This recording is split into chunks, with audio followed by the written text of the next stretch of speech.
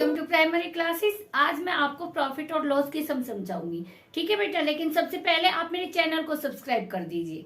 ठीक है, और अगर आपको वीडियो पसंद आए तो कमेंट बॉक्स में कमेंट जरूर डाला करो। ठीक है। अच्छा, प्रॉफिट और लॉस। प्रॉफिट का मतलब क्या होता है? आपको फायदा हो गया। लॉस का मतलब नुकसान हो गया। आपको फायदा और नुकसान किस चीज पे होता है बेटा? एक होता है कॉस्ट प्राइस, ठीक है, और एक होता है सेलिंग प्राइस।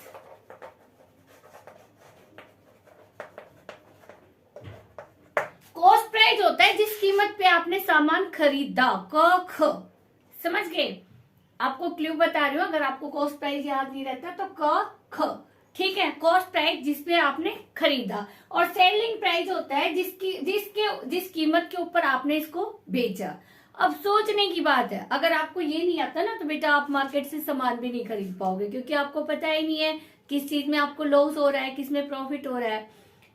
आपको मैं एक एग्जांपल देती हूँ। मान लो आपने 10 रुपए का कोई पेन खरीदा, ठीक है, आपकी कॉस्ट प्राइस क्या होगी? ₹10, और आपने इसको बेच दिया ₹5 में। अब देखो, आपने 10 रुपए देके खरीदा और 5 रुपए में उसको बेच दिया, सेल कर दिया। तो इसका मतलब क्या है? आपको 5 रुपए का क्या हो गया? लॉस हो गया। समझ आया? 10 में से 5 को माइनस किया, कितना लॉस हो गया आपको? ₹5 का। अब हम इसको उल्टा करते हैं। मान लो आपने 10 रुपीज का तो खरीदा इसको, ठीक है, और इसको बेच दिया 15 में। अब देखिए बेटा, जब आप खरीदते हो कम में, ठीक है, कॉस्ट प्राइस जो है वो तो है कम और सेलिंग प्राइस है ज्यादा। Cost price is less than selling price, then you have profit. Understand? अगर आपने खरीदा कम में है और बेचा ज्यादा में है तो सीधी सी बात है, आपको प्रॉफिट हो गया। अब इसमें कॉस्ट प्राइस क्या है? ₹10, ठीक है, और सेलिंग प्राइस क्या है? ₹15। कितना हो गया इसमें? ₹10 है। 10 और 15 में कितने रुपए का डिफरेंस हो गया? ₹5। क्या हो गया? आपको इसका प्रॉफिट हो गया।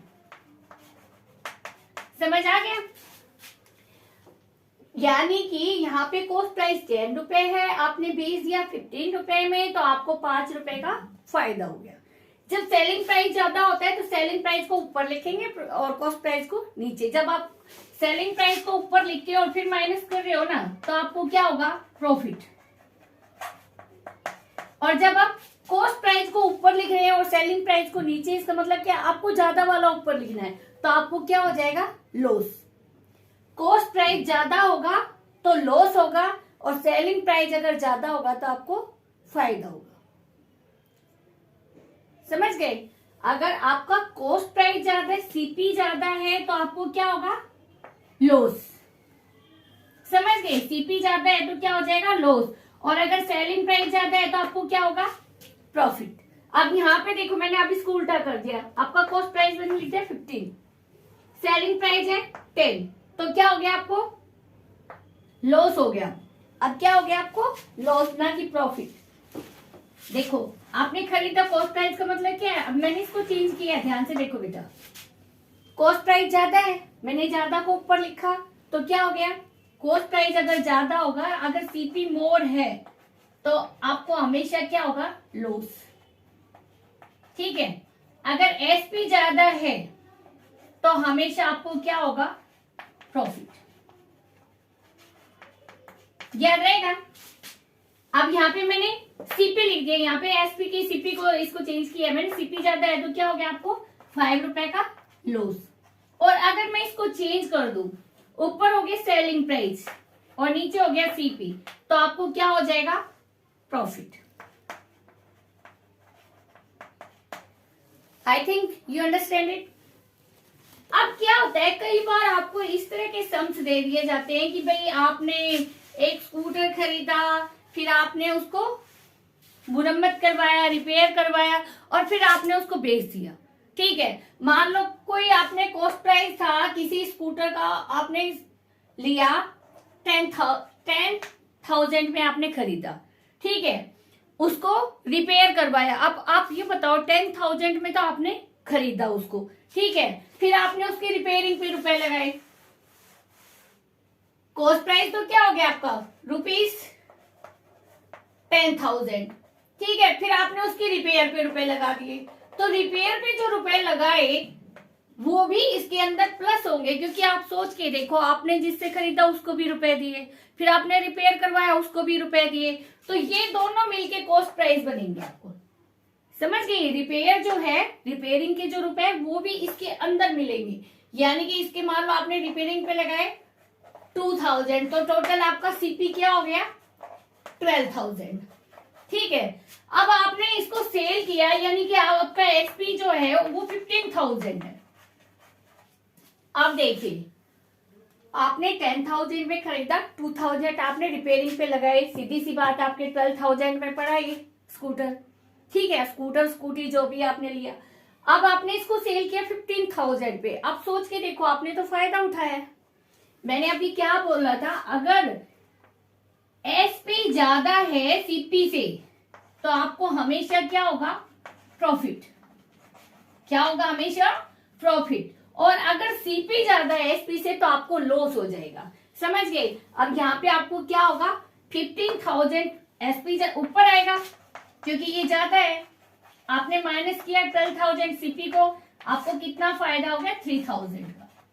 ठीक है, अब हम इसको उल्टा करते हैं। मान लो आपने इसको सेल किया ओनली 7,000 में, आपने इसकी रिपेयरिंग पे भी रुपए लगाए, उसके बावजूद ये महंगा नहीं बिका। अब आपका सेलिंग प्राइस क्या है? 7,000। अब यहाँ देखो 10,000 में आपने खरीदा, 2,000 इसकी रिपेयरिंग पे भी लगा दिया, और आपकी जो स्कूटी या स्कूटर है वो गया 7,000 में, तो आपको तो लॉस हो गया। हो गया कि नहीं? अब यहाँ पे कौन ज्यादा है? सीपी ज्यादा है। If CP is more than SP then you have loss. फिर आपको क्या हो जाएगा? लॉस हो जाएगा।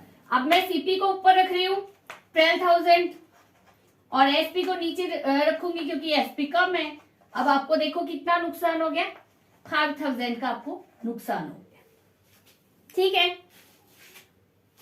सेम टू सेम मान लो आप कोई पुराना मकान खरीदते हो, ठीक है, और उसकी रिनोवेशन पे रुपए लगाते हो। रिनोवेशन आपको पता है, कोई भी मकान जब हम खरीदते हैं तो उसको नया लुक देते हैं भाई अपने हिसाब से। कोई भी मकान जो हम पुराना खरीदेंगे वो हमारे हिसाब का तो होगा नहीं, है ना? तो हम अपने अकॉर्डिंग उसको लुक देते हैं, भाई जो हमें पसंद है वो लुक देंगे। मान लो आपने कोई मकान खरीदा और वो बिल्डिंग आपको कॉस्ट करती है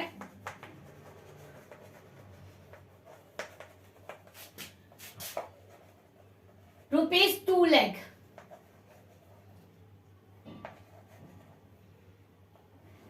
ठीक है, आपने कोई पुरानी बिल्डिंग खरीदी और उसकी कॉस्ट आपको पड़ी 2 लाख। ठीक है, आपने वहां पे उसकी रिनोवेशन पे लगा दिए 50,000 रुपीज। ठीक है, रिनोवेशन पे आपने लगा दी 50,000। अब आपको इसकी कॉस्ट क्या पड़ी? देखो, मजदूर मिस्त्री को भी आपने रुपए दिए रिनोवेशन के लिए, और आपने जिससे खरीदा उसको भी दिया, तो आपका क्या पड़ गया? 2,50,000 का पड़ गया आपको मकान। और मान लो आपने, अब ये तो आपका टोटल क्या हो गया? सीपी हो गया। समझ आ गया? सीपी क्या हुआ? 2 लाख में आपने खरीदा, रिनोवेशन पे ये रुपए लगाए 50,000। ठीक है, बिल्डिंग पे रिनोवेशन पे भी रुपए लगाए, तो आपकी इसकी कॉस्ट प्राइस आपको क्या पड़ी? 2,50,000। मान लो आपने इसको बेच दिया 3 लाख में, तो आपको क्या हो गया?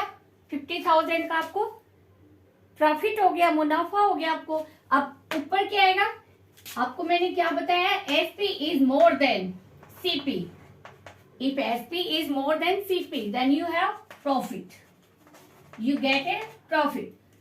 अब यहाँ पे देखो, 250,000 में से हमने माइनस किए, सॉरी 3 लाख में से हमने माइनस किए 250, तो आपका आंसर क्या आ गया?